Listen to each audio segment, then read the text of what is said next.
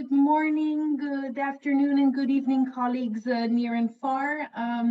Welcome to this joint event hosted by the Development Initiatives, the Norwegian Refugee Council, and the Food and Agriculture Organization. My name is Alice Armani-Sekwi.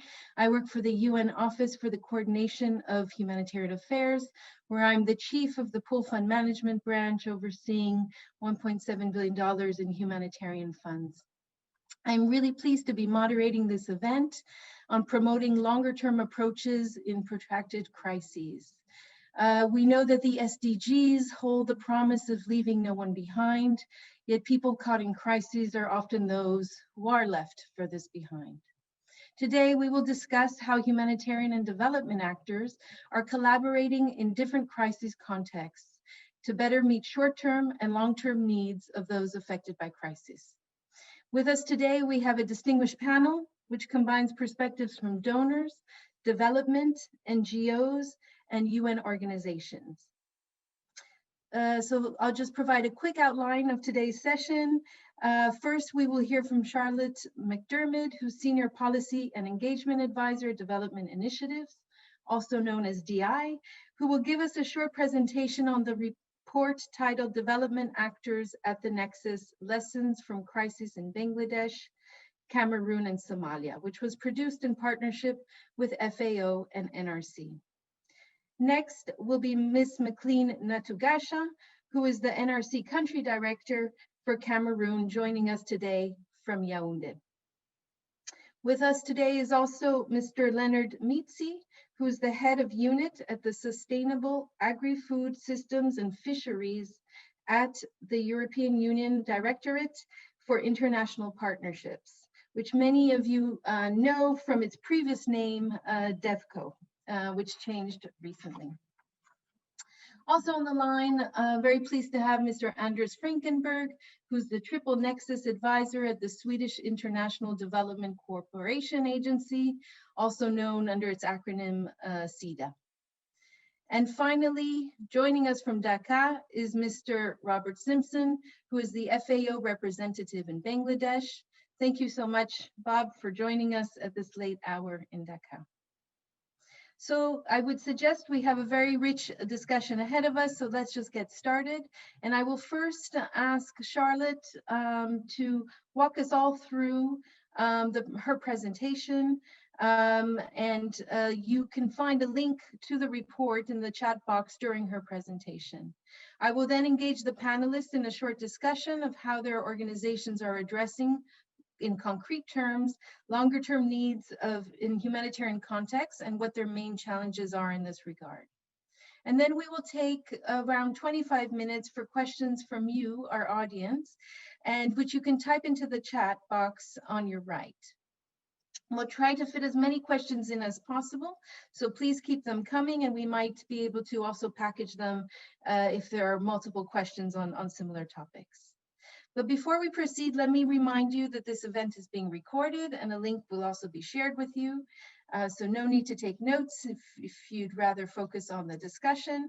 And if at any time throughout the event you experience any technical issues, please use the chat box functions, and our host at the Development Initiatives will try to assist you. Now, please join me in giving a warm welcome to Charlotte, who will be our first speaker today. She's joining us from Bristol in the UK, where the Development Initiatives offices are. And for those who do not know of them, Development Initiatives is an international organization working on the use of data to drive sustainable development. Its humanitarian team, in which Charlotte sits, has been researching the issue of the triple nexus and humanitarian finance for a long time now. Charlotte, the floor is yours. Thank you, Alice, and hello everybody and welcome. To frame today's conversation, I would like to share with you a few highlights from our recently completed research into the role of development actors at the nexus. That is to say, development actors working alongside humanitarian and peace actors in protracted humanitarian crises. In partnership with FAO and NRC, we at Development Initiatives undertook a multi-country study in Bangladesh, Cameroon, and Somalia. And we scoped out from a humanitarian's perspective how development actors approach and operate in protracted humanitarian crises. And we hope to contribute to greater mutual understanding of both the differences and areas of synergy, as well as to identify some specific examples of good practice. And this is imperative in the current context of the pandemic and shrinking aid budgets, that we really make the best use of both development and humanitarian aid. Now, DI's research touched on a lot of different themes, but in today's presentation, I will be focusing on programming, financing, and partnerships to give some good practice examples and challenges that came out of the country case studies. But first, some data to set the scene. So this graph shows how shows the significant increases that there have been in official development assistance to countries experiencing protracted humanitarian crisis over the past decade. Now, humanitarian aid has increased significantly over this period, but it is still development aid that makes up the largest share of ODA in these countries at 78% of the total. But what we don't know from the data is whether this development aid is specifically targeting those people or locations experiencing humanitarian crisis, or whether and how development aid is coordinated with humanitarian aid and peace aid operating in the same crisis contexts. So in trying to unpack this, our research recognises that development actors are not a homogenous group, and there are a range of approaches and models that are being used. And there is no best practice one size fits all model. But what we have seen in the research is a range of different examples of how development actors can play a complementary and effective role alongside humanitarians and peace actors in the search for lasting solutions to protracted crises. So let's see some of these. When it comes to effective programming, volatility in crisis contexts is an inherent challenge, and we saw this in Cameroon. So Cameroon went from being seen as a relatively stable country to one experiencing 3 humanitarian crises concurrently in the space of just 5 years. And there we saw a failure to anticipate or adequately respond to conflict risks. Many development partners didn't seem to realise the extent of the country's fragility or to prioritise mitigation of conflict risks. Some were slow to react to escalation of conflict in the English-speaking regions and ended up pulling out or suspending their programming in these areas. Over on the other side of the country, in the east, in the regions hosting the refugees from Central African Republic, we saw sequencing gaps in programming when humanitarian assistance declined after the active phase of the crisis had passed, but this was not directly followed by an increase in development funding. And this gap really undermined the continuation of recovery efforts. So these examples from Cameroon really reinforce the importance of a focus on prevention and a shift from sequential to simultaneous humanitarian and development programming. And indeed, the actors in Cameroon from across the humanitarian and development spectrum recognise this, and they have established a nexus task force, which is taking an area-based approach to bring together diverse actors to engage in a complementary way. This is but one example from our reports, but in all the 3 country studies, we saw promising areas of programming synergy around disaster risk reduction or durable solutions to displacement or livelihoods, to name just a few. Now, of course, adaptive longer-term programming needs to be underpinned by predictable and flexible financing. And one way to approach this, as we saw in Somalia, is through the use of contingency funding mechanisms. Now, Somalia is a context of recurring climate-related vulnerability, as well as frequent economic and conflict-related shocks. And there, some resilience programs have incorporated crisis modifiers, which allow development actors and agencies to respond to spikes in need when traditionally they wouldn't have had the flexibility to do so. And one example is the UK's internal crisis facility. And this was used to quickly and effectively scale up responses to the 2017 drought. And it's now enabling an NGO consortium, the Building Resilient Communities in Somalia consortium, to scale up community level safety nets, so cash transfers, in response to small scale shocks. And the Ministry of Finance of Somalia has recognised the potential of this approach and is now discussing with the consortium about the possibility to scale up these community level initiatives into a government-led programme in partnership with the World Bank. Apart from specific contingency financing mechanisms, the research also identified interesting examples around donor approaches that are flexible and decentralized, issues around tracking of funding at subnational level, and also innovative anticipatory action pilots, among others. Now, apart from financing, we know that partnerships influence on strategy and the ability to take a longer term approach. And in Bangladesh, we saw how big development actors like the multilateral development banks can leverage their long-standing partnerships with government to engage in policy dialogue on politically sensitive issues, in this case, the Rohingya refugee crisis.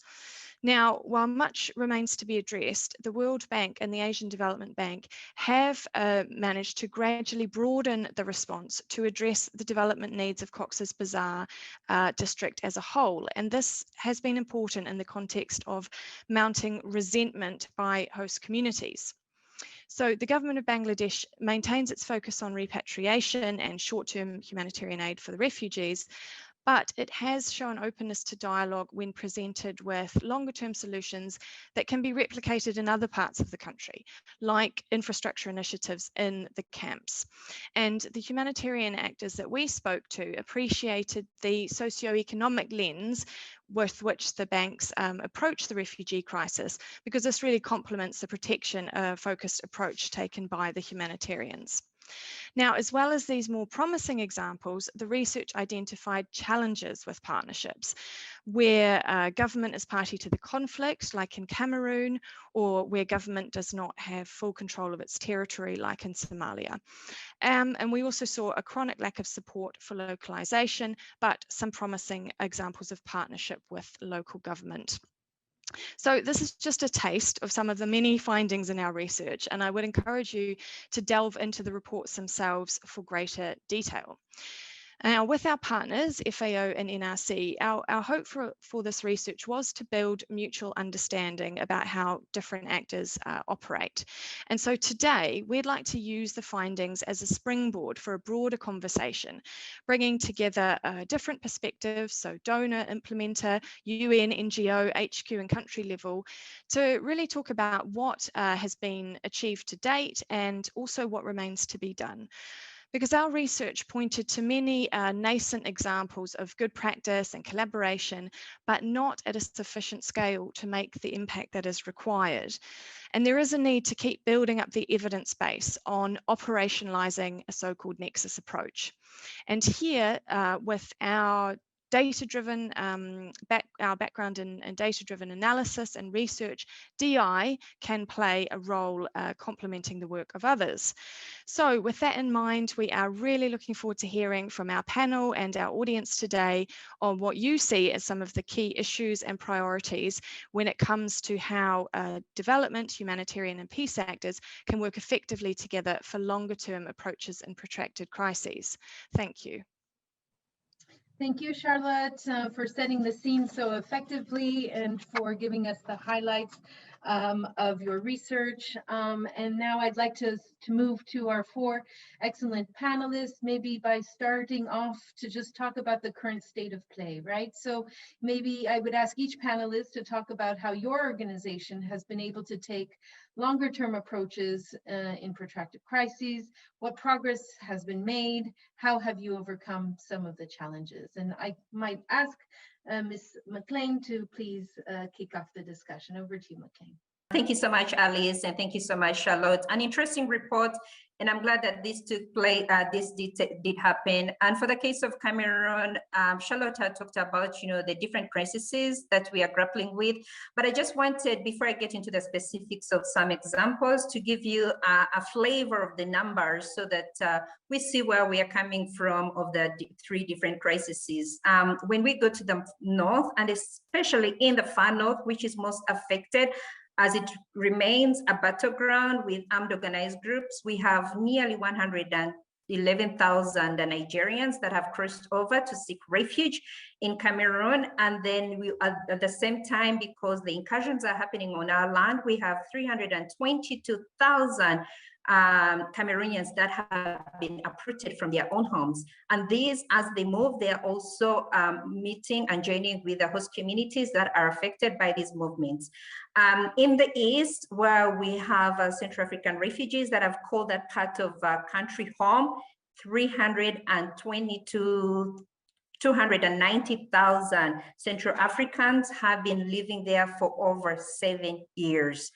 The biggest number of internally displaced, we'll find it in the 2 English-speaking regions where we have an estimated of 1 million. The Norwegian Refugee Council has been in Cameroon since 2017. And actually our operation started in the far north, and that's where we still have our biggest presence. And what we have done is we've tried to adopt a regional approach with our counterparts in Nigeria to try and address this long-term integration of refugees and implement multi-year, multi-sector projects that cut across the 2 countries of Cameroon and Nigeria.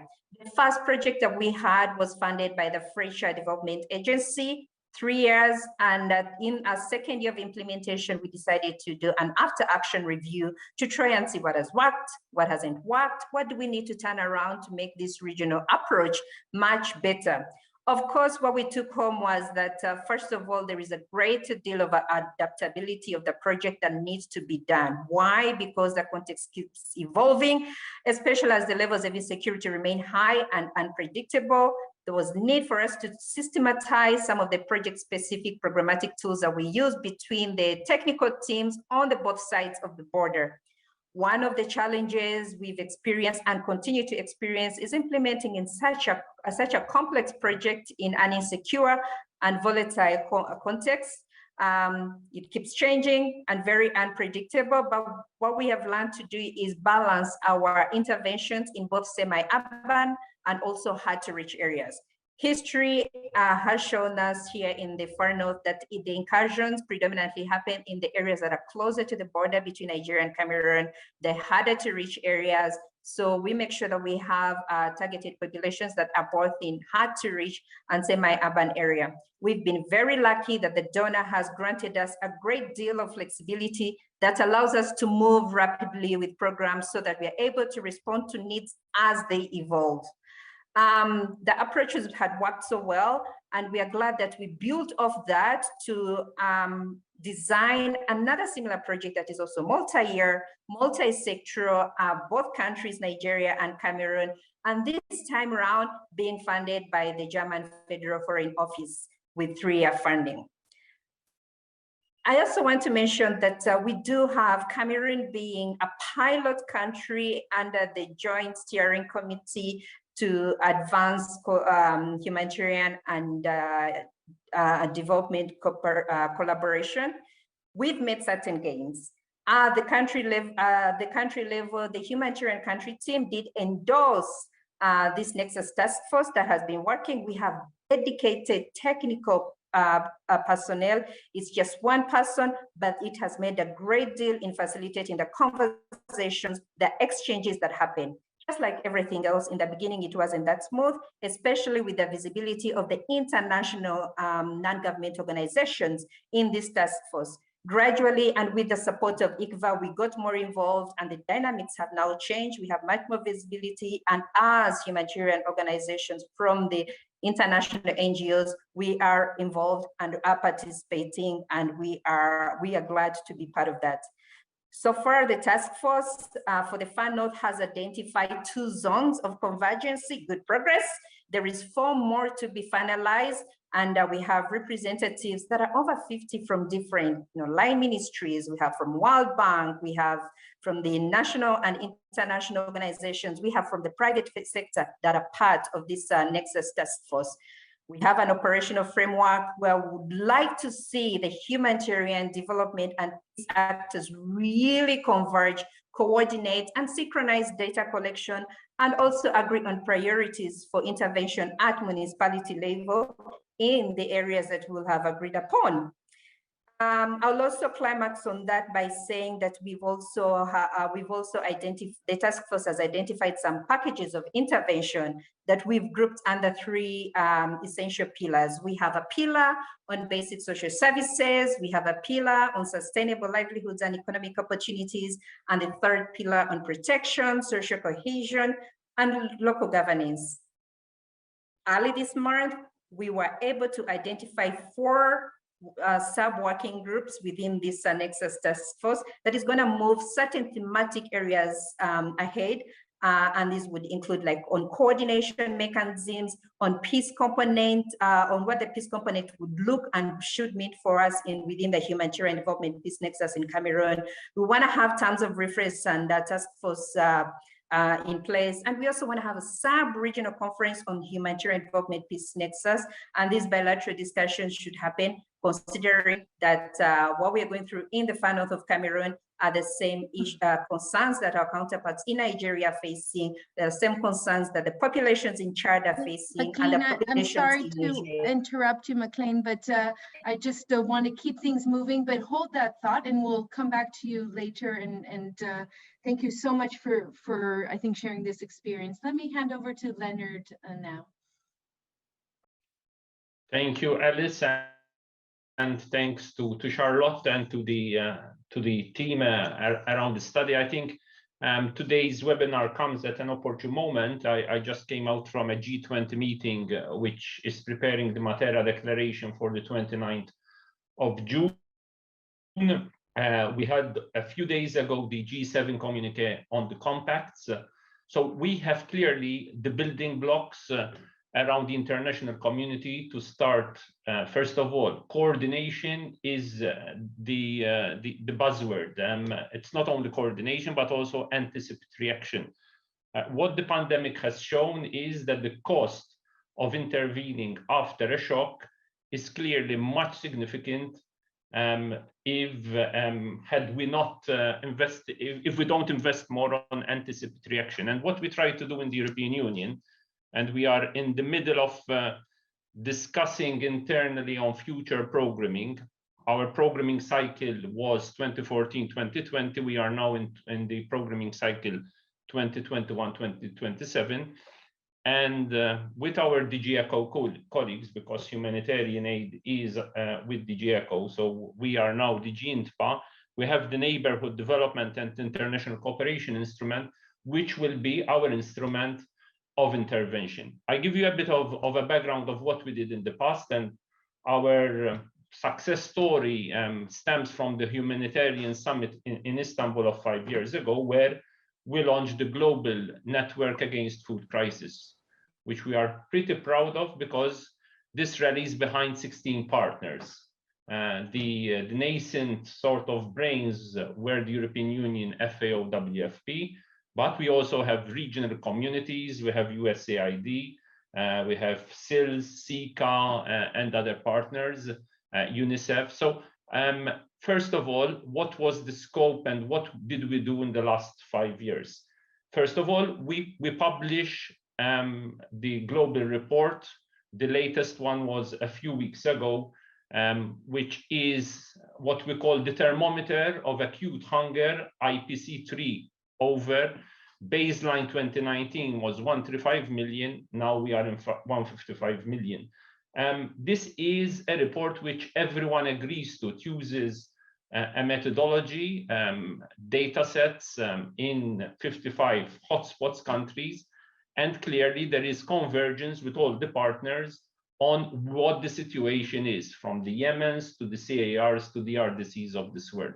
What clearly was evident in COVID moments is, in the last 12 months, is that survey data in some countries was not available. And it was also difficult to get information about the triggering effects of COVID, although we know that COVID has impacted quite significantly women, kids, also in terms of nutrition. There are some estimates regarding stunting, regarding wasting. We know the situation is not good. And in our programming for the 2021-2027, we want to factor, for example, the need to have more policy dialogue, more systems thinking. And that is why, besides the global network, we are accompanying also in the run-up to the UN Food System Summit and beyond the national dialogues which are taking place, what are known as rapid agri-food system assessments, which basically is trying not only to have the humanitarian development peace nexus, but also an intersectorial approach. Because what was discussed in the Cameroon case, it's not a question of just HDP, but it's also intra-regional, intrasectorial. As you know, one of our modalities in the development cooperation field is budget support. This will be even more strengthened. Budget support has a number of indicators, variable and fixed tranches, but also a policy dialogue which needs to be embedded in the system, which needs to be interministerial. The Ministry of Agriculture, the Ministry of Livestock, the Ministry of Environment needs to communicate more and more with the Finance Ministry. The big challenge is, as we know, with high debt levels in some countries, with the discussions in the G20 on rescheduling of debt, on debt relief, certain budgets will be and are under massive pressure. Our programming will go clearly to accompany this transition in terms of a more systems approach thinking, in terms also addressing root causes. For example, tackling more issues around One Health, tackling issues around animal diseases and transboundary issues, tackling a human rights-based approach. We are also, we use the global network also to feed the UN Security Council around resolution 2417, which is the resolution of 3 years ago. So I would just like to convey the message that we would like also to hear from civil society organizations, from farmers organizations, that this debate is also done in a multi-stakeholder approach. This is what also we are trying to push in the national dialogues. We did a dialogue in Western Africa this week. We really want that the grassroots also accompany the process of policy dialogue, and that we as donor community, the global network is just one platform, that we coordinate more our interventions on the ground. However, without a dialogue, without a multi-stakeholder approach, without a gender lens, without tackling also diets and nutrition, it will be just a piecemeal approach, and we would not really build back better. And as you know, building back better is also an approach which is more resilient in terms of green recovery, totally different maybe from what we have been used to date. So over to you, Alice. Thank you so much, Leonard. Much appreciated. And I will hand the floor to Anders for some thoughts on the question. Thank you. Thank you very much. And thanks to Alice and thanks to Charlotte for the presentation. I'm very happy to join this. I agree with Leonard, this is very timely, and this is an area that we are focusing on at CEDA. And as an organization, we've done several different things to enable longer-term approaches to protracted crisis. And let me give you 4 examples of that. We have increased development funding in a number of protracted crises, including Somalia, Mali, Bangladesh, to mention a few. We have also increased regional development funding in Sahel. We have decentralized decision-making for development support. That allows for an innovative flexibility and adaptive approaches. The development side of CEDA has worked systematically together with the humanitarian colleagues to ensure shared and joint analysis of the challenges in these contexts. that has led to increased complementarity between the humanitarian and development and peace initiatives. And this has also, of course, increased the focus on the poorest and the most vulnerable people. SIDA has also increased our support to longer-term resilience-focused approaches through multi-mandated organization, both multilaterals, but also INGOs, sometimes with financing from all three areas, humanitarian, development, and peace. This enables partners to be more flexible and to address both causes and consequences of the crisis, and through that build resilience and hopefully contribute to peace. And let me give one example of this. We are supporting a local multi-sector resilience program in Somalia. We've done that for many, many years. The Somalia Resilience Program, also called SOMREP, with the aim of increasing the resilience of the chronically vulnerable people and communities in these targeted areas. It was first supported by the humanitarian budget, and later on we moved it to the development portfolio, which also shows you how we work together over the different areas and budget lines. The support includes crisis modifier that was mentioned by Charlotte, and these components is based on a predefined triggers, focusing on communities' early warning system.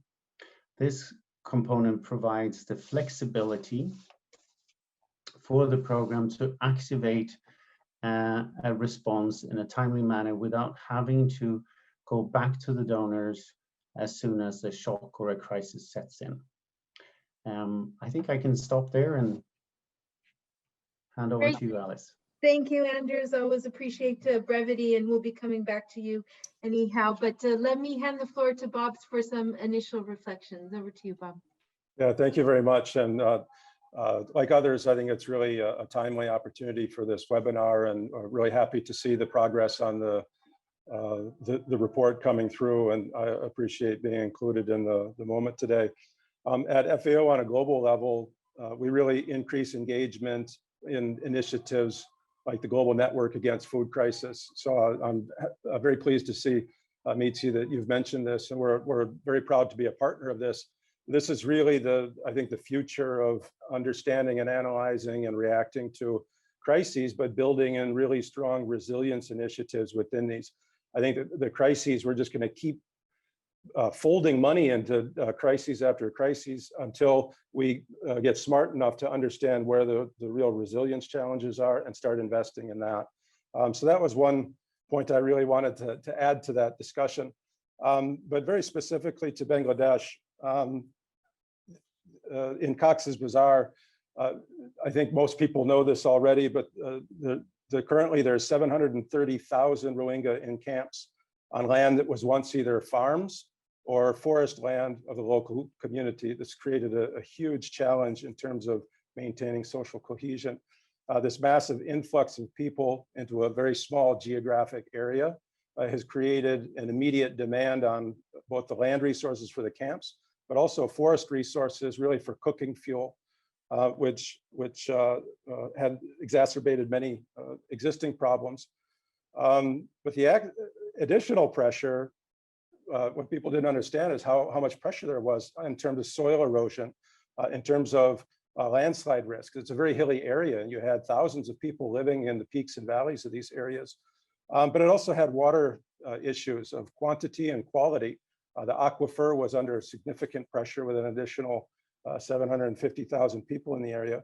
But it also brought an immediate gender challenge because women are generally the people that are out in the forest looking for fuel wood and such.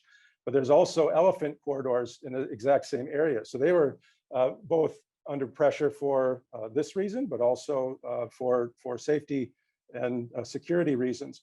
But at any rate, in order to address this, WFP, FAO, and IOM implemented what's called the Safe Access to Fuel and Energy Plus Livelihood, so the Safe Plus project. And this is a project where within its design, FAO developed a long-term strategy that ensured reforestation of these already deforested lands, land stabilization strategies for the fragile slopes, and emergency seed kits for immediate food support, whereas IOM led on liquefied petroleum gas distribution, WFP scaled up livelihood and market linkages within Bangladesh households. So the immediate results of this were very clearly mitigating the deforestation challenges, the animal conflicts, and the gender risks. But in the long term, based on these initial successes, we were able to develop peace and security and a limited level of stability between the local population and the communities. I think this was also very good in creating more donor coordination because there was a multi-donor trust fund. And it also created a lot more partnership building because people saw this as a very successful model in Cox's Bazar. So I think these were some very good spin-offs. I think I've taken all of my time, so let me stop there, but I will expand more later. Thank you, Bob, and we will be coming back to you. But in the meantime, I'll just advance a follow-up question to Leonard. I mean, you've spoken about how you're combining short and longer term approaches in tackling food crises. I wanted to ask about how the EU ensures internal coherence between its humanitarian and development efforts. And if you can tell us how you have changed your approach to work more closely with ECHO, for example, at the country level. Actually, coherence is not only with ECHO or with the External Action Service, but what Bob said, coherence has to be also multidimensional and in a landscape approach. Bob mentioned the issue of deforestation. If we don't tackle deforestation head on, we will have a problem in terms of sustainability of deforestation related areas. That's why we are working in West Africa on cocoa value chains. Because if you don't tackle deforestation, if you don't tackle child labor, if you don't tackle living wages and living income, just coordinating humanitarian and development without looking into a landscape approach will not do the trick. So that is not going to be easy because tackling landscape, tackling systems was not the approach of the past. We were a bit typically siloed.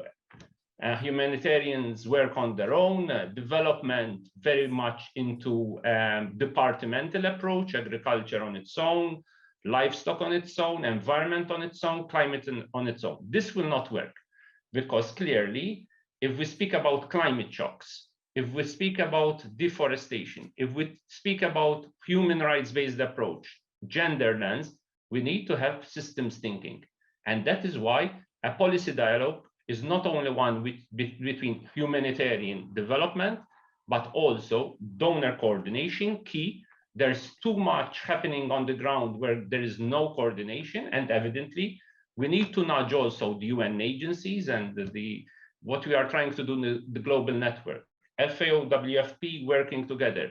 But we still have a fragmentation of lots of players out there which are trying to get a share of the cake. And I think it's important that even through the UN's resident coordinator, there is better coordination on the ground, because otherwise, and we can already say, the share of the cake is shrinking. And it's also important to put into place a mechanism where private sector, development financial institutions also have a key role to play. Because we are also seeing in terms of sustainable finance, in terms of innovative bonds, in terms of the taxonomy that we are building, that our traditional instruments are not enough to handle the challenges of tomorrow. So evidently, more coordination, humanitarian development, but clearly more multi-sectorial, more landscape approaches, and a clear role for the private sector to really engage in an inclusive way, but also in an equitable way. Because what COVID is exposing is inequities. The richer will become richer, the prosperous will become prosperous, and the poorer will be squeezed out. Financial institutions run shy of these, and it's up to us as development agencies to de-risk that through the necessary blending and guarantees that we are unleashing also to accompany this transformation process. Thank you so much. Thank you for those insights. And let me offer a follow-up question to you, Anders. We heard earlier about how CETA approaches the issue of coherence internally between humanitarian and development funding streams. How do you think this flexible approach to funding impacts your partnerships? How has that been received? Thanks, Alice. It is true that we actively engage in our partners, both on country level, global levels, and try to make the connections between across the nexus. And we have focused on building stronger partnership, which is possible through a combination of clear systems, methods, and combined with the flexibility and adaptability that I mentioned earlier.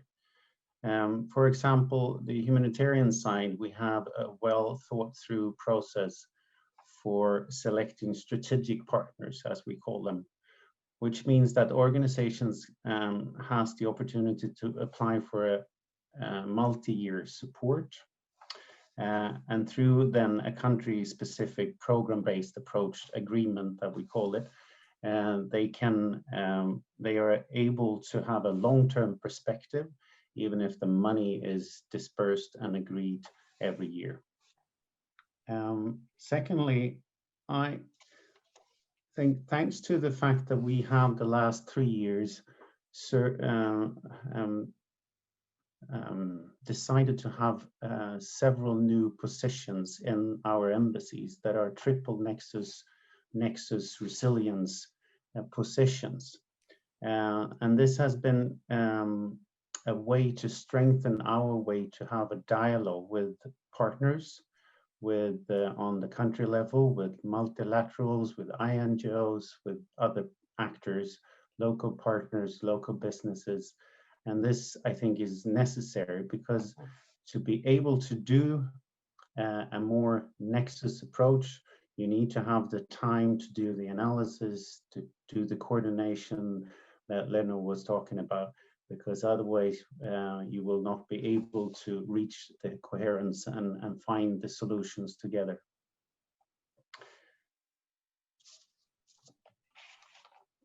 I would also like to mention the Ngo Partners, of course. They are very important for us when we working with triple nexus. And they help us to increase the coherence across the nexus, especially the multi-mandated NGOs that are receiving support both from the humanitarian side, from the development side, and sometimes also from the peace side. And I can actually mention as one example, NRC is one of our close partners, and that partnerships have been recognized as a very positive example of a multi-year funding, and has enabled a nexus approach, but also to be catalytic in securing further funding and support from others. So I think that's a good example. Over to you, Alice. Great, thank you very much, Anders. And I think that offers a good segue to handing the floor back to McLean. McLean, as was just noted, I think partnerships with local and international actors and NGOs in particular are crucial for bringing together shorter and longer term approaches. And grateful if you could tell us a little bit of what your experience has been with this from an NRC perspective. Thank you. Thank you so much. I'll dwell back on the Cameroon example. For our case here, we've had one particular experience in the eastern part of the country. This is one of the crises we regard as ignored and neglected. And in 2019, we started a project that brings about 4 of us INGOs and a local NGO. And this project is implemented in both Cameroon and the Central African Republic. It's a bit ambitious, but it brings the different entities with the different expertise and a different level of skills. And the beauty about it is not that we're in different offices. We are in the eastern part, and all staff that are involved in this project are seated in one specific office. Easier to make coordination, easier to have people speak to each other, And we found that this is something that needs to be replicated, especially when you have populations that cross over borders in searching for humanitarian assistance. I'll be very specific and say this project as well is funded by the French Development Agency. You have Care International, you have the Norwegian Refugee Council, you have SCF, and you also have the French Red Cross as partners that are working on this project. On the Cameroonian side, our experience has been that in CAR, because of the level of instability, it was very difficult to have the same pace of implementation. And so we have to be very specific and at what point we target our activities and make sure that we utilize the open window when there isn't incursions on the other side with our colleagues. We've also been affected that cross-border activities like trainings, especially on housing, land, and property rights, have not been able to take place. We are supposed to group local authorities from both sides of the border in Central Africa and Cameroon. That has not happened, coupled with COVID restrictions resulting into border closures as well, also hindered our ability. But so far, it's showed us how much different actors can come on the table and target the same populations, and you bring a holistic package, and you're able to facilitate and provide good support. So as we have some donors that are not just panelists, but also participating on this call, I just want to use this opportunity and say that we need such examples to be replicated for us to be able to have a comprehensive and quality programming. Over, Alice, to you. Thank you, McLean. Your call is clear. And let me hand over to Bob and maybe ask you, Bob, if you can give us an example from your experience of effective partnerships with government. We've spoken a lot about the international NGO actors, but maybe not enough about government. Grateful if you could elaborate a little bit on that. Thank you. Sure, I'd be happy to. And of course, FAO at the global level, obviously our membership is composed of all governments. So, I mean, it's a natural thing for us to work directly with governments. That's usually our first port of call. And particularly in a situation like the Rohingya crisis and the work that we did not only in the camps, but in the host communities surrounding, our first dialogue starts with the Ministry of Agriculture and Ministry of Environment, Forest and Climate Change, and others, Ministry of Fisheries and Livestock, to make sure that we're all on the same page and that we have complementary strategies and that we're building initiatives together. This trickles down to a very obvious ability to then dialogue with the immediate departments that work at the localized level. And so that, I don't think we can move forward without that. One thing I would say about these partnerships is it's not just about government though, and our development partners or donors are always involved in this. And both CEDA and the European Commission are very important development partners for FAO, particularly in the Cox's Bazar area. Almost all of our resources come through, at this point in time, through longer term development funding. So that allows us sort of a privileged position to start developing longer strategies. And based on this, we've been able to empower farmers' organization networks and allow them to connect with the markets and the markets inside the camps. They've increased their profitability by over 10 to 20% because of this. But we've also empowered local branches of government as leaders in these discussions. And it's allowed us, this trust building has allowed us to open the door on issues like land tenure and conflict over natural resources. So I think the idea of starting with the partnership and the relationships, this convening power and bringing people together may take a longer time to respond, but it builds a longer process that I think is the foundation. Even if a crisis is over, you're still building the resilience that's required in a longer term, especially when the much larger humanitarian dollars are gone at that point in time. Thank you. Back to you. Great, thank you, Bob. Excellent. Look, I think this has been a really great tour of progress and of things that have been done. Really excellent partnerships that have been formed, new ways of working. So I think all excellent. I think the question that we now have is, where do we go from here? You know, and I would ask each panelist to speak a little bit about what your organization is prioritizing going forward. What change do you want to see from others?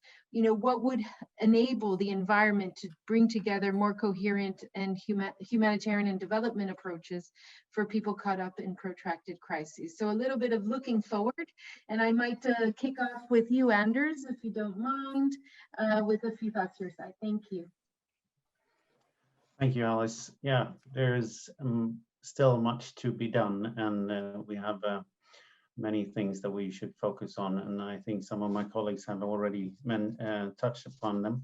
But let me mention 5 of the key ones for CEDA. Further strengthen the dialogue with donors and partners, particularly with the multilateral organizations at both global and country level. This is to connect partner organizations working with different parts of the nexus, of course. Secondly, learning.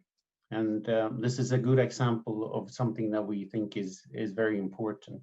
Learn lessons from ongoing nexus initiatives, resilience efforts with partners. Share your learning. And thanks again, DI, for your work and for sharing the learning. Resilience, continue to work systematically with integrating resilience in development and initiatives, but also in the analysis, in the strategies, in the programming, in the implementation. Coordination has been mentioned several times, but need to be more of that, of course, across the humanitarian development piece.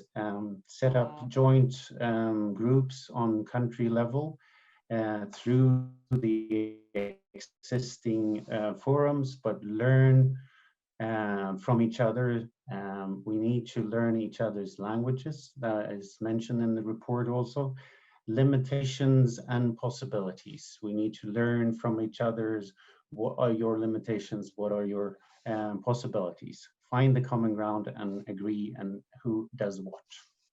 And finally, funding, of course. When possible, support area-based initiatives, multi-pooled funds, and include contingency funding if possible to increase the flexibility to act.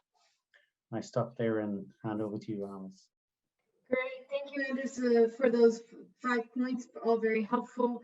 And maybe handing over to you, Bob, for your thoughts on how we can move forward on this. Thank you. Thank you. Well, I'm in great danger of duplicating what Anders has already said, but I'll give it my best shot.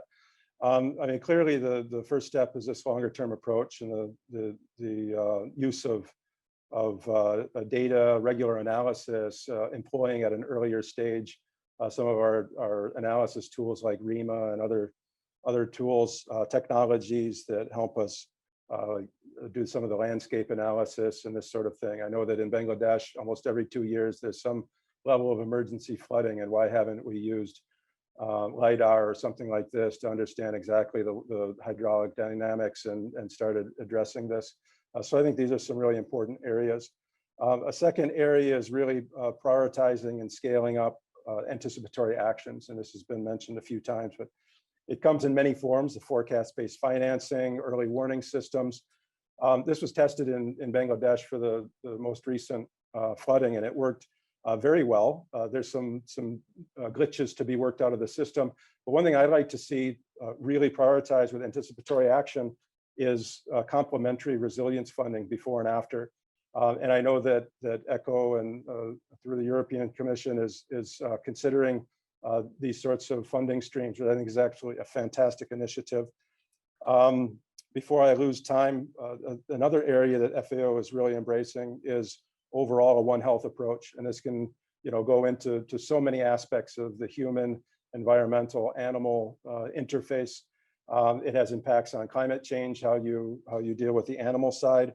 There's opportunities to tackle AMR, ensuring food security in climate smart ways. So I think these are, I will stop there, but I think these are really some top priority initiatives to dig into much more profoundly in the future. Thank you. Great, thank you, Bob.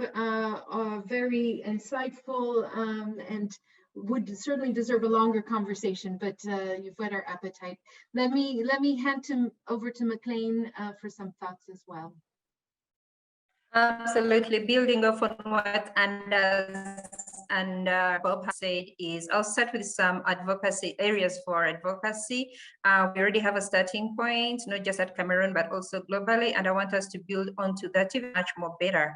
I would like to advocate for more investment in dedicated technical expertise at the country level, for we have seen the difference this makes in bringing the different work streams together. I'd also like to continue to advocate for more sharing of experiences and good practices from other contexts. Yes, not a one size fits all, but there are some lessons that can be and replicated in the different contexts, and we don't have to reinvent the wheel. Again, I would also like to advocate for greater flexibility in the financing mechanisms, and in some cases, we can use more of hybrid funding models. We have seen the success stories from the financing streams have been developed by countries like Norway and Sweden to help bridge humanitarian and development approaches. I'd also like to advocate to systematically integrate the nexus into the humanitarian response plan processes with strategic priorities aimed to ensure alignment with agreed upon collective outcomes and convergence areas. What are NRC priorities? Globally, we are at a strategic review cycle, and I'm pleased to see the strategic objectives that have been included, which tackle issues like localization, self-reliance, and long-term solutions for people in protracted crises. We also use advocacy and coordinating role globally to make sure that we continue to shape the conversations around aspects. And I finally will also have to keep recommending for research and studies to be conducted to build a body of evidence. We have done one here in Cameroon where we had a cross-border movement study for Nigeria and Cameroon, for which we were able to come on the talking table with our counter colleagues at the UNHCR in both countries, as well as Dakar, to share lessons and recommendations. And I'll keep it at that. Thanks, Alice. Thank you, McLean. And then let me hand to Leonard for some thoughts. Thank you. I can't over insist on the word coordination. Resources will be limited. We can't continue doing it in a fragmented way. So that's first. Second, policy dialogue. In terms of our priorities as European Commission INTPA for the next programming period, human development will be prioritized. We have 20% chunk, 10% education, 10% health. Migration will also be 10%. Climate will be 30% with a gender mainstreaming across the board. The instruments are there in terms of both the NDC instrument, the rapid response, and the cushion, with also the instruments that we have been used to the past with the blending and the guarantees, which will be also unleashed. I think a multi-stakeholder and more community-based approach is going to be key, embedded in a policy dialogue. If we don't have this policy dialogue within a value chain, like we have in cocoa, or in terms of deforestation-free value chains, because there we will have also due diligence. This requires systems thinking, and it requires also the participation of all players across value chains. Otherwise, it will not be transformative. Otherwise, we will continue addressing bits and pieces, but not in a more anticipatory way. And I think what we are trying to do in the G7, in the G20, in the UN Food System Summit, in the Nutrition for Growth, if we don't coordinate and decide on a new way, on a new model of business by the end of the year, I can't see this happening beyond, because this is a window of opportunity that needs to be grasped. If it's not grasped now, then we will have a problem after, because all the stars are aligned now, and all the momentum is there to also really build back better in partnerships to achieve the SDGs. Otherwise, between 2021 and 2030, the gaps of the SDGs would clearly not be met. Thank you, Leonard. I think that's a really important point to make, and a word of caution for all of us that the clock is ticking. So thank you very much. So colleagues, now I would like to open up to some of the questions that have come from the audience. And thank you to colleagues near and far who have submitted some really insightful questions for the panelists. We've grouped them in sort of three categories, and I will sort of package them as such, and then hand the floor to the panelists to respond. I think there has been quite a bit of interest by participants on the issue of localization and of decentralizing aid through more flexible funding. Naturally, local NGOs being a very important direct recipient of donor funding, and a question that has also come around, our goal to make at least 20% of humanitarian aid available to local actors. So lots of questions around localization, and I think a related question about asymmetries of power dynamics in humanitarian crises. Maybe more conceptual, but extremely important in how it influences our dynamics. So that would be the first topic. The second thing is on resilience. I think there have been some questions around the fact that that practices for building resilience in the face of climate hazards and protracted settings are well documented, but is there a way to strengthen resilience of vulnerable communities ahead of new conflicts? And many of you have spoken to anticipatory action, and the example that's provided by the audience is on, for example, on Tigray, but there are many others in terms of how can we build resilience ahead of time and earlier. And then there's some specific questions for you, McLean, on the Nexus task force, which has prompted much interest of participants. And if you can share a little bit more, also because we had to cut that piece short. And also a specific question, if you think that the establishment of collective outcomes in Cameroon has helped align financing around the priorities. So by setting the priorities, has the financing sort of followed? So let me leave it at those three questions as a start. And let me hand over first to you, McLean, and then we'll take it one by one. Thank you so much. I'll start with the point on the collective outcomes and how that has aligned with the funding. And I could be very blunt here and say that Cameroon, one of the issues that we have really grappled with is attracting funding, and for various reasons, but we have made some positive strides where we have seen, for instance, through the World Bank as well as the UNHCR coordination, we were able to see Cameroon be one of the recipients of what is commonly known as the IDA window funding, which are refugee envelopes to support communities that are hosting refugees, and that's on track. And we've recently, actually early this month, we got confirmation, which is very good news, that the World Bank is going to invest in the far north with resources to enable build the infrastructure as well as targeting livelihoods. But on the grander scale of things, I think one of the lessons that we can take from here is to make sure that this information and communication is well shared now that we have come up with areas of conversion. We realized that in the beginning, I said we had 3 crises, but up until this point, we are so incapacitated that the Nexus has had better success in terms of investing into the far north discussions, but not especially in the East, where there's also a similar structure that needs to be put in place. Secondly, we are also advocating for regionalized technical expertise. As I said earlier on, we only have one person that's overseeing all this, that is coordinating more than 50 entities that are part of the national task force. So we would like to see more resources where it's regionalized and not having one person that's seated in Yaoundé.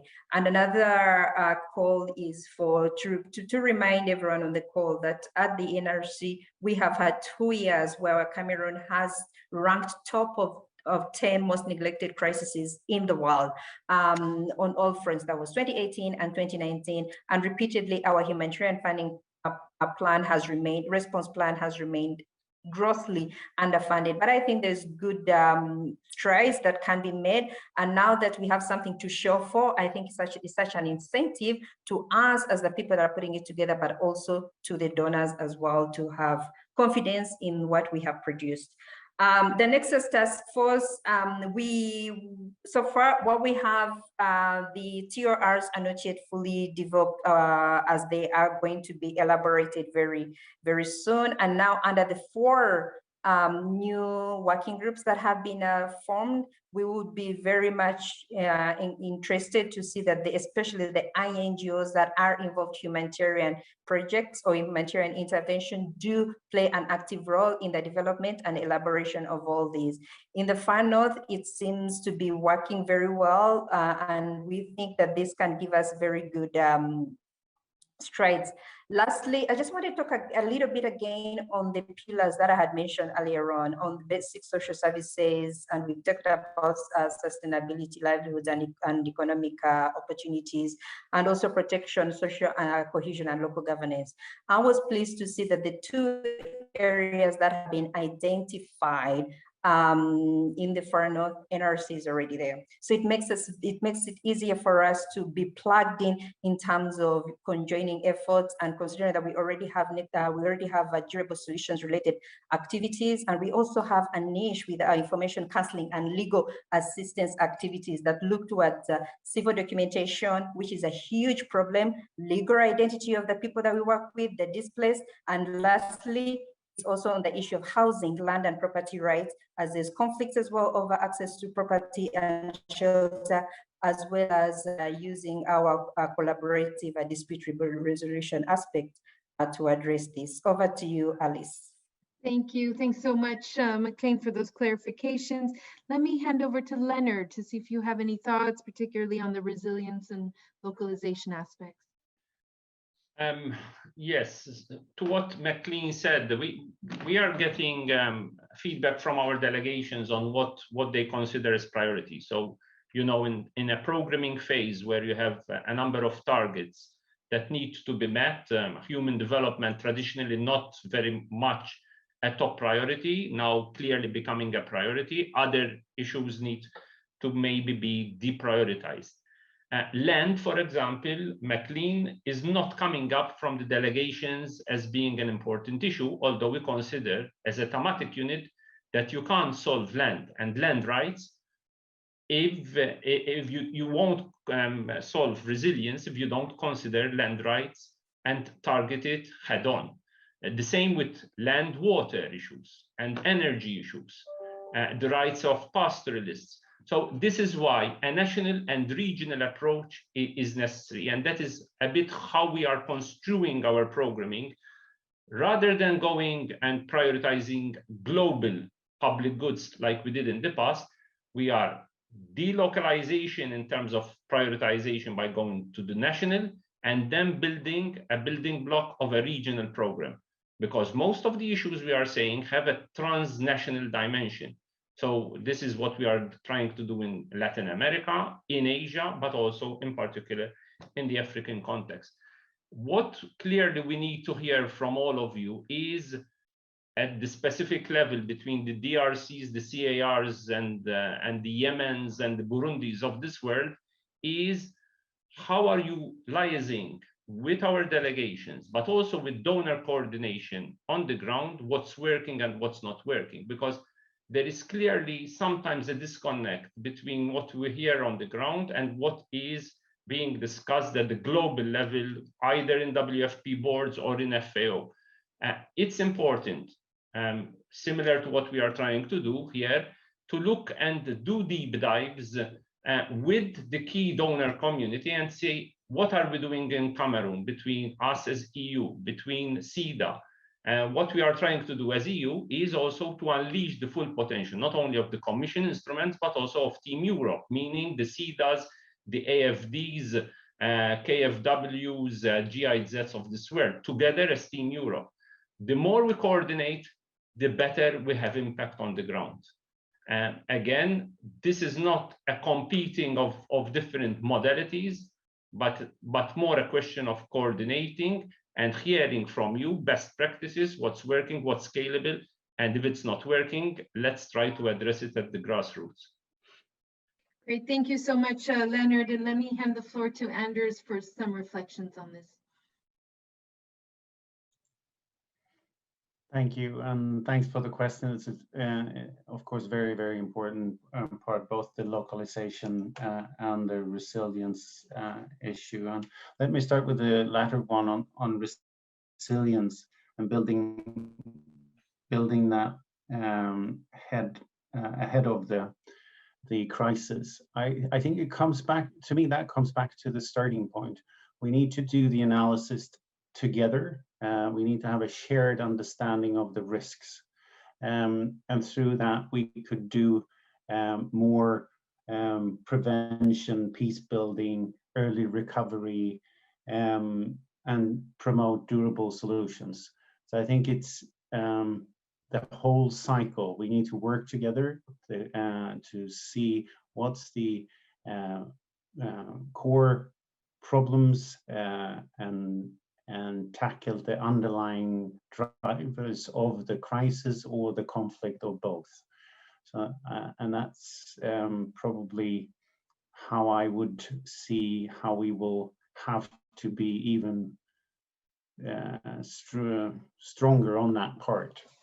On the localization, I think coming back to this, we actually promised 20% on the humanitarian to local organizations, and that's now 6 years ago, almost on the date. So I think that's something that we need to go back and see where are we on that. To me, I mentioned that earlier, I think the local organizations, the local actors, also the businesses, needs also to be part of these discussions already in the beginning of the process, both in the analysis, but especially in the programming. Sometimes you end up talking about businesses as being the big ones, but it's actually the small businesses on the ground that we should see what can they bring to the table, and they can often bring more than we see. So also the local organizations, but also the businesses. I think I can hand over there to you, Alice. Great, Anders. I think you've given it a good stab. Thank you very much. And over to you, Bob, for any thoughts. Thank you. I'll try to be brief.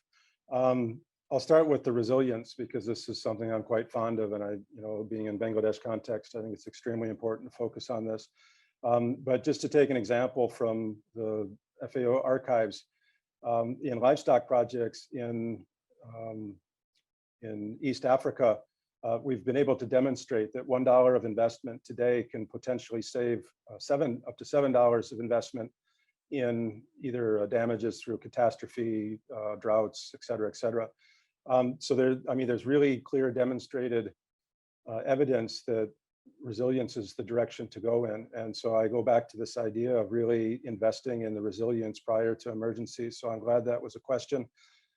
Taking the One Health approach is an excellent way to start with this resilience. Not only does it build resilience on the ground in terms of animal health and the human interaction, but it also protects the world from pandemics, ironically. So I think we're going to see a lot of investment in this direction in the future. Very clearly, though, some of the things like in terms of flooding, building pre-prepared shelters and pre-positioning feed and other things that are needed in these circumstances are all really sound ways of developing resilience. In terms of the asymmetry, I think this is another one that hits close to the heart of FAO, in that we've always tried to work with local farmers, local forest dwellers, forest-dependent communities, et cetera. And at the global level, we seek to include these groups through all of our committees, through our major events, et cetera, through having youth dialogues, gender dialogues, indigenous peoples dialogues. So I think this is extremely important, but also bringing this back down to the country level also helps remove that asymmetry in terms of power dynamic. And what I mentioned before, working with government and being very close to communities allows us a dialogue on things like land tenure and other things that others wouldn't normally have. And we're also able to bring this up to a national level policy dialogue. So I think that's extremely important. In terms of localization, our effort is really to aim at using local institutions to do most of the field work that we have. But I have to say that the reality is that you have a lot of pressure from donors to get your job done, but you also have a capacity gap sometimes. And I think it was Anders or I think it was you who mentioned that, well, starting from the beginning and building that capacity is extremely important if we want a true movement toward localization. So I think that's something to take to heart as well. Let me stop there. Great, thank you so much, Bob, and thank you so much to the audience for putting forward these, interesting points to us.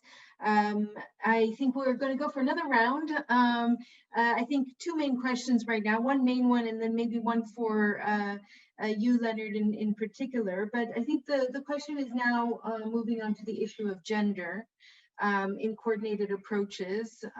Obviously, a very important topic.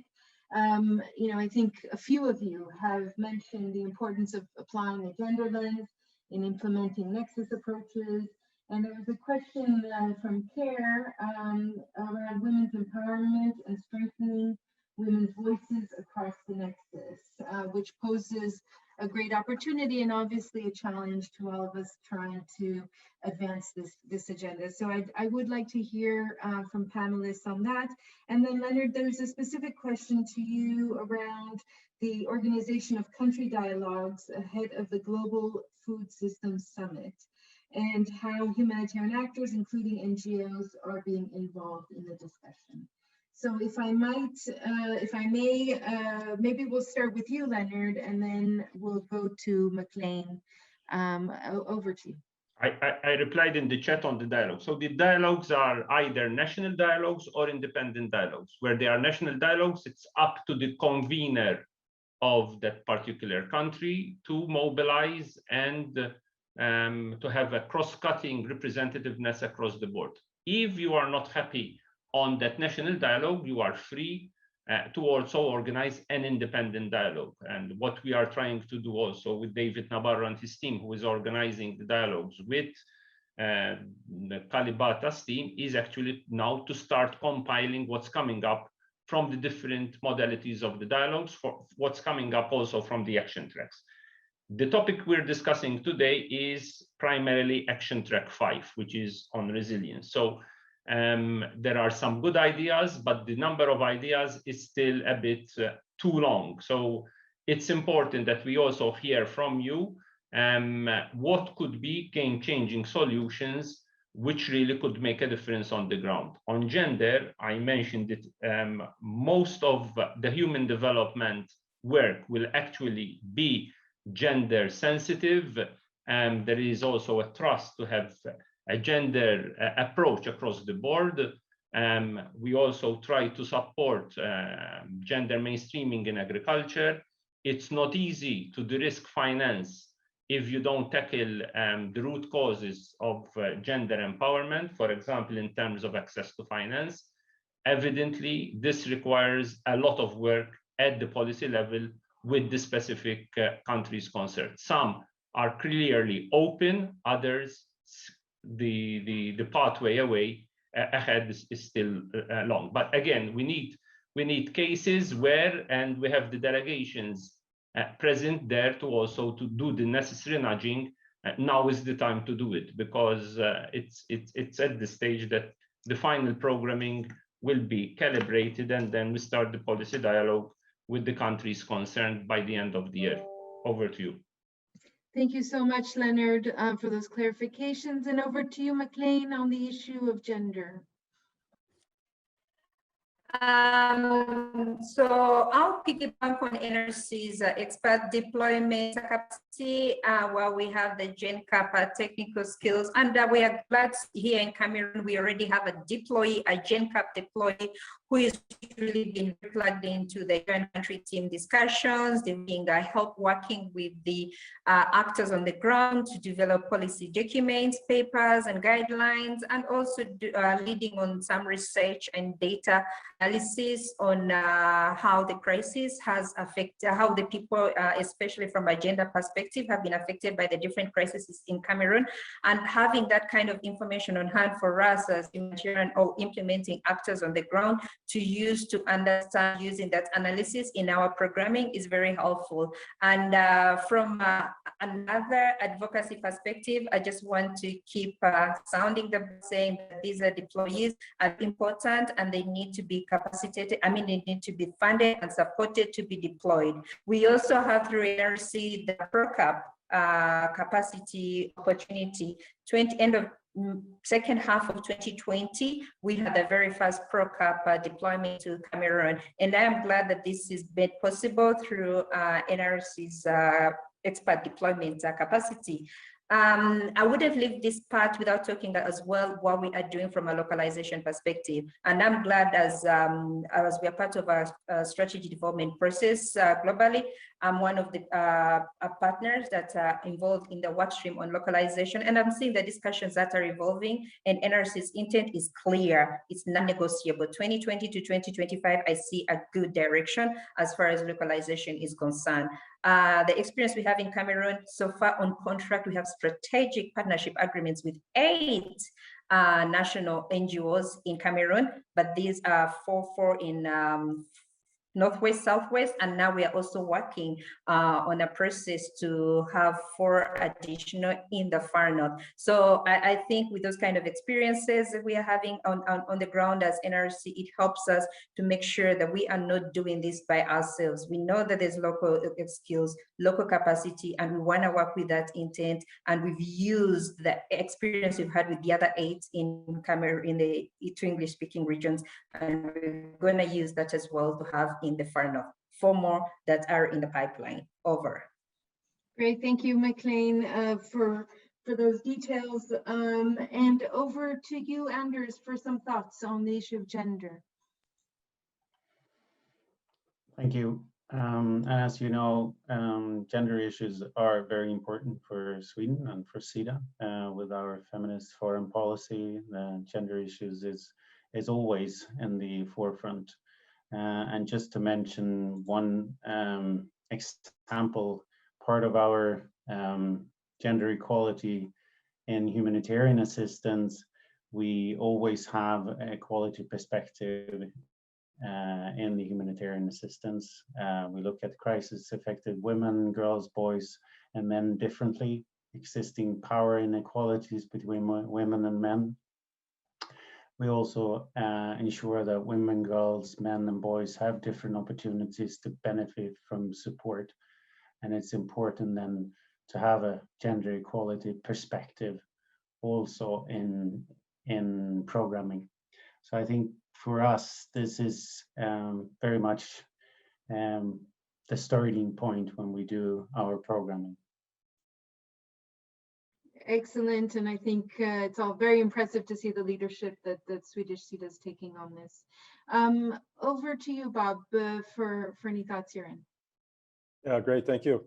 Well, I'll start with the UN country team in Bangladesh, where we've had extensive support from UN Women and UNFPA really to focus on gender issues and putting gender markers into our sustainable development cooperation frameworks and into all of the work that we do. So it's really well highlighted at country level in that regard, and it trickles down to each organization. We also have gender markers in all the work that we do.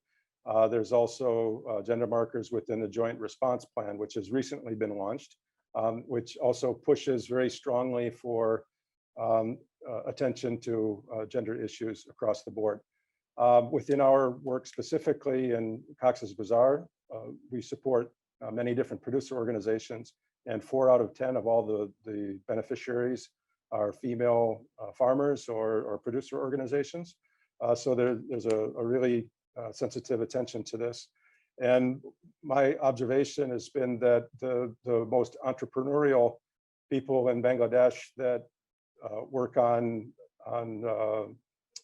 animal husbandry and small animal farms, that sort of thing, are oftentimes women organized associations. And we have another project. For the people that ask this question, I strongly urge you to go to the Missing Middle Initiative on the website, on the internet. It's a World Bank funded through GASPs, but it's an excellent initiative that works on developing farmer producer organizations. And for us, we have a heavy target on women producer organizations. So we do very clear training to build them as organizations, do the actual hands-on business development.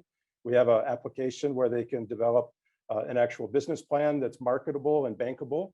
and we help them make contacts with local banks and ensure that whether they have collateral or not, they're able to take out financing. And there's 100% payback ratio on all of this. And it's been a really, really successful program. So please go see MMI from a global context, but also from our website in Bangladesh, if you like. Thank you, Bob. And so good to hear about these, specific initiatives, because I think they can be very inspiring across different contexts.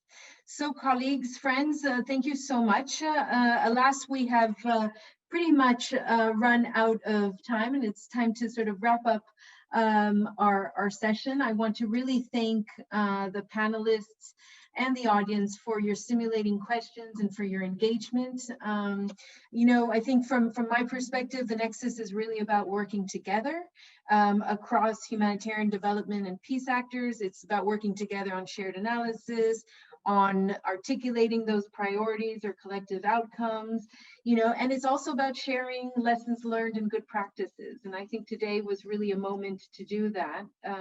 And I think we've come a long way, but I think there's still a piece of the journey ahead of us. And I think it's moments like these to share and reflect together that will get us to the goal.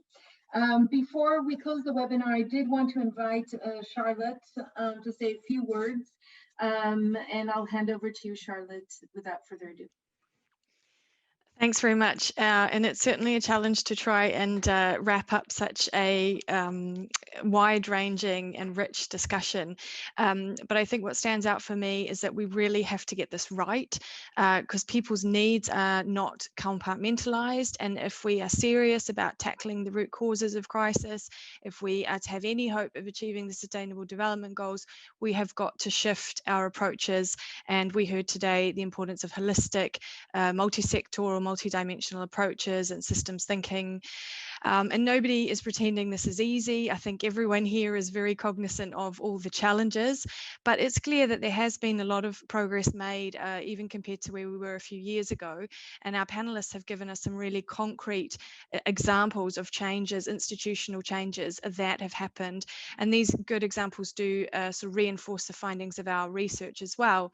And I think there were a couple of enabling factors that really stood out throughout the discussion. For example, we need far more investment in localization and shifting power dynamics, including on our panel. Thank you for pointing that out. Flexibility of funding is a big one. Investments in resilience and gender and prevention, investments in coordination, analysis and learning, and partnerships at all levels. So these are just some of the key enablers that we need to build on. So I think the last thing to do really is just to thank our wonderful panel and moderator so much for sharing your insights and examples today. It's been really great. This is obviously a key debate. A lot of people are interested, a lot of people are engaging, and here at DI we will continue to engage on this topic as well and to work with others and see how we can take this forward. So watch this space, and I do encourage you to go to our website, look at the latest research is there, but also previous research we did looking at donor approaches to the website, to the donor approaches to the Nexus and other resources. So thank you very much to all who participated today. And thank you, Charlotte, and to your team, as well as all colleagues who were part of organizing this event, including NRC and FAO colleagues. A big thanks to our panelists who have given us much food for thought, and to you, Charlotte, for helping structure it so eloquently. I hope you've all enjoyed the discussion. I certainly have, and there will be an email after this event with a survey for feedback. I know there'll be a lot of interest in the thoughts expressed, and again, let's keep this going, and looking forward to working with all of you on the Nexus in the future, and wishing you a really great week. All the best. Thank you. Bye-bye. Thank Stay you. safe. Bye-bye. Thanks and bye.